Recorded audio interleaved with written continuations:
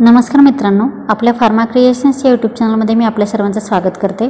जे विद्यार्थी 12वी पास झालेले आहेत, ज्यांनी CET आणि नीटची एक्झामिनेशन दिलेले आहे आणि ज्या विद्यार्थ्यांना फार्मसी कोर्सेसला ॲडमिशन घ्यायचे आहे, अशा विद्यार्थ्यांसाठी आपण आजचा हा व्हिडिओ घेऊन आलेलो आहोत। मित्रांनो, महाराष्ट्र राज्यामध्ये बी फार्मसी आणि फार्मडी या दोन कोर्ससाठी ची ॲडमिशन प्रोसेस जी आहे ती चालू झालेली आहे। जर तुम्हाला फार्मसी या क्षेत्रात आवड असेल आणि ॲडमिशन घेण्यास जर तुम्ही इच्छुक असाल तर हा व्हिडिओ शेवटपर्यंत नक्की बघा।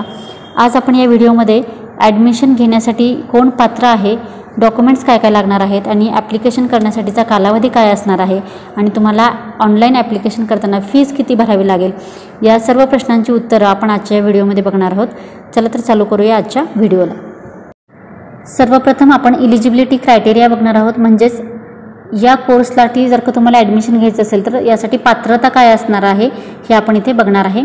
बी फार्मसी हा कोर्स 4 वर्षांचा आहे, तर फार्मडी हा कोर्स 6 वर्षांचा असणार आहे। जर तुम्हाला बी फार्मसीला ॲडमिशन घ्यायचं असेल तर तुम्ही 12वी सायन्स एक्झामिनेशन पास झालेला असला पाहिजे।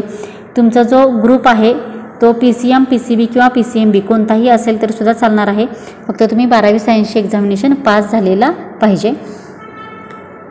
जर तुम्हाला फार्मडीला ॲडमिशन घ्यायचं असेल तर सेम क्रायटेरिया आहे, 12वी सायन्स एक्झामिनेशन तुम्ही पास झालेला पाहिजे आणि तुमची ग्रुप कोणताही असला तरी सुद्धा चालणार आहे। PCM, PCB किंवा PCMB कोणताही ग्रुपनी तुम्ही इथे HSC एक्झामिनेशन पास झालेला असाल तर तुम्ही फार्मडीला सुद्धा ॲडमिशन घेऊ शकता। तसेच जर तुम्ही डिप्लोमा इन फार्मसीचा कोर्स केला असेल 2 वर्षाचा आणि तुम्ही डिप्लोमा इन फार्मसीमध्ये पास झाला असाल तरीसुद्धा तुम्ही फार्मडीसाठी ॲडमिशन घेऊ शकता। त्यानंतर आपण बघणार आहोत सेकंड क्रायटेरिया।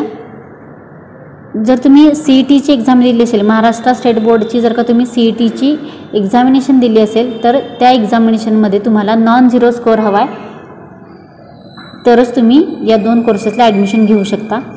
दुसरा क्रायटेरिया आहे non zero positive score in national eligibility cum entrance test, म्हणजेच तुमची नीट एक्झामिनेशन।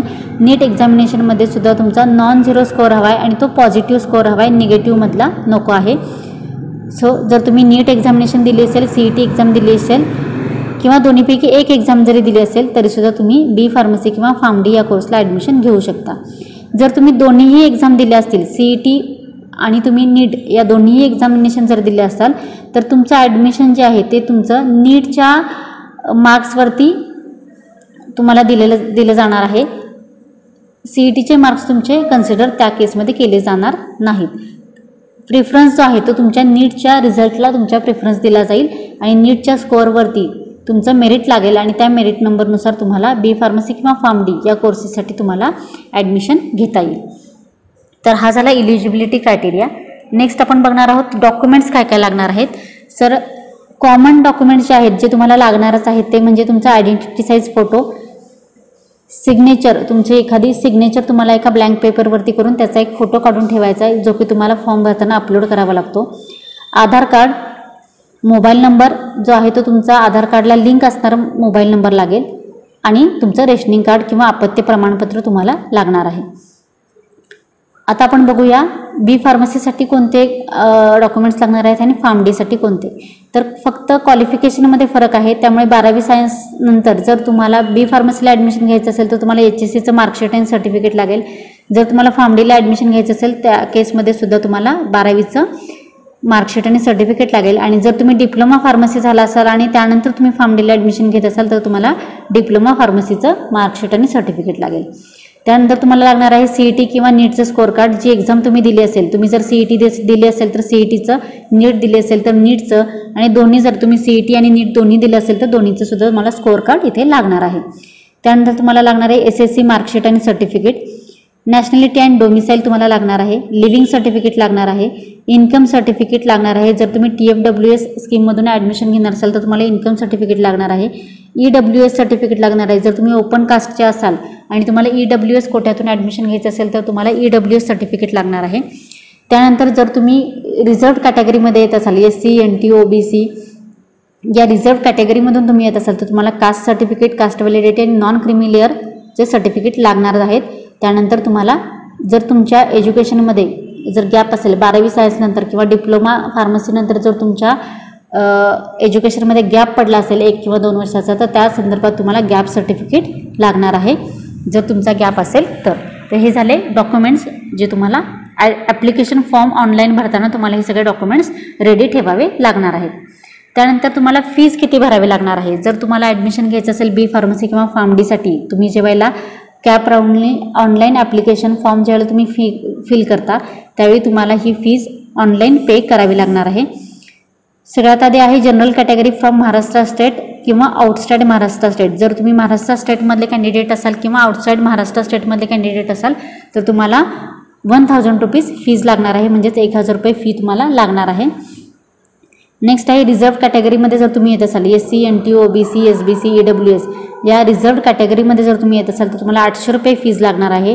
आणि जर तुम्ही NRI असाल तर तुम्हाला जी फीज आहे ती 10,000 रुपीज फीज तुम्हाला ऑनलाईन पे करावी लागणार आहे.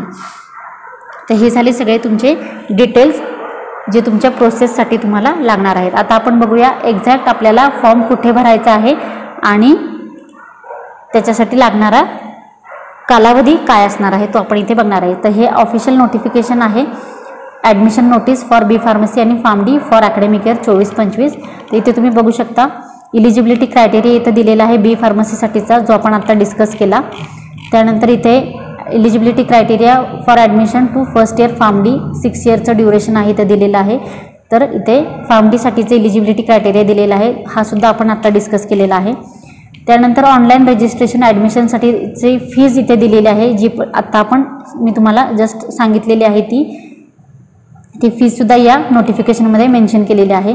त्यानंतर इथे आपण बघणार आहोत की कालावधी काय असणार आहे. सो ऑनलाईन रजिस्ट्रेशन आणि ॲप्लिकेशन फॉर्म तुम्हाला भरायचा असेल, अपलोडिंग ऑफ रिक्वायर्ड डॉक्युमेंट्स तुमचे जे काही डॉक्युमेंट्स तुम्हाला अपलोड करायचे आहेत यासाठीचा जो कालावधी आहे तो आहे 7 ऑगस्ट ते 14 ऑगस्टपर्यंत तुम्ही ऑनलाईन रजिस्ट्रेशन करू शकता, ॲप्लिकेशन फॉर्म भरू शकता आणि तुमचे डॉक्युमेंट जे आहे ते तुम्ही अपलोड करून तुम्ही तुमचा फॉर्म सबमिट करू शकता. त्याच्यासाठीचा कालावधी 7 ऑगस्ट ते 14 ऑगस्ट हा दिलेला आहे.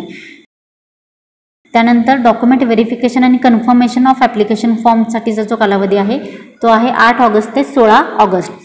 डॉक्युमेंट व्हेरिफिकेशन आणि कन्फर्मेशन जे आहे ते तुम्ही ऑनलाईन मोडने सुद्धा करू शकता, त्याला आपण ई स्क्रुटिनी असं म्हणतो. आणि ई स्क्रुटिनीमध्ये जर तुम्हाला काही प्रॉब्लेम येत असेल, लवकर वेबसाईटला अपडेट्स दिसत नसतील किंवा लवकर तुमची ई स्क्रुटिनी कन्फर्म होत नसेल तर त्या केसमध्ये तुम्ही फिजिकल स्क्रुटिनी मोडचा ऑप्शन सिलेक्ट करू शकता. फिजिकल स्क्रुटिनी म्हणजेच तुम्ही तुमच्या स्क्रुटिनी सेंटरवरती जाऊन जिथे तुम्ही ॲप्लिकेशन फॉर्म भरणार आहात किंवा तुमच्या डॉक्युमेंटचं तुम्हाला व्हेरिफिकेशन आणि कन्फर्मेशन करायचं असेल तर तुम्ही एखाद्या PCI अप्रूव्ड इन्स्टिट्यूटमध्ये जाऊन सुद्धा तुम्ही फिजिकल स्क्रुटिनी करू शकता. त्यानंतर डिस्प्ले ऑफ प्रोव्हिजनल मेरिट लिस्टचा कालावधी दिलेला आहे. प्रोव्हिजनल मेरिट लिस्ट जी आहे ती तुम्हाला 19 ऑगस्ट रोजी डिस्प्ले होणार आहे.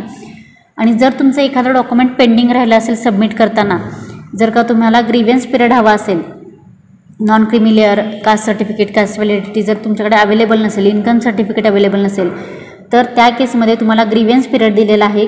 जे तुमचे डॉक्युमेंट्स करेक्शन स्टेटमध्ये आहेत किंवा जे तुम्हाला मिळालेले नाही आहेत त्या केसमध्ये तुम्ही हे डॉक्युमेंट लेट सबमिट करणार असाल तर त्यासाठीचा जो कालावधी आहे तो 20 ऑगस्ट ते 22 ऑगस्ट हा कालावधी दिलेला आहे. आणि त्यानंतर तुमची जी फायनल मेरिट लिस्ट लागणार आहे त्याचा कालावधी तुम्हाला 24 ऑगस्ट 2024 हा दिलेला आहे.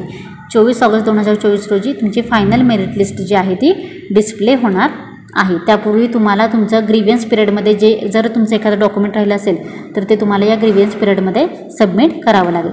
तर या पद्धतीने इम्पॉर्टंट डेट्स या दिलेल्या आहेत या सर्क्युलरमध्ये. या पद्धतीने तुम्हाला तुमचं ॲप्लिकेशन फॉर्म जो आहे तो ऑनलाईन भरावा लागणार आहे. आता हा ऑनलाईन ॲप्लिकेशन फॉर्म तुम्हाला कुठल्या साईटवर भरायचा आहे ती साईट इथे दिलेली आहे www.mahacet.org. तर ही साईट इथे दिलेली आहे. डिस्क्रिप्शन बॉक्समध्ये सुद्धा मी तुम्हाला या साईटची लिंक दिलेली आहे, ती तुम्ही नक्की जाऊन चेक करा. आणि जर तुम्हाला ॲप्लिकेशन फॉर्म फिल करायचा असेल तर तुम्ही या ऑफिशियल वेबसाईटवरती जाऊन तुम्ही भरू शकता. ॲक्च्युअल ॲप्लिकेशन फॉर्म कसा भरायचा या संदर्भात जर तुम्हाला माहिती हवी असेल तर मला कमेंट बॉक्समध्ये नक्की सांगा, जेणेकरून त्यावरती मी तुमचा नेक्स्ट व्हिडिओ तुम्हाला प्रोव्हाइड करेन. माहिती आवडली असेल तर चॅनलला लाईक करा, हा व्हिडिओ मॅक्झिमम लोकांपर्यंत शेअर करा जेणेकरून त्यांना ॲडमिशन प्रोसेसचं नोटिफिकेशन मिळेल. ॲडमिशन संदर्भात अजून काही डाऊट्स असतील तर मला कमेंट बॉक्समध्ये नक्की विचारा. धन्यवाद.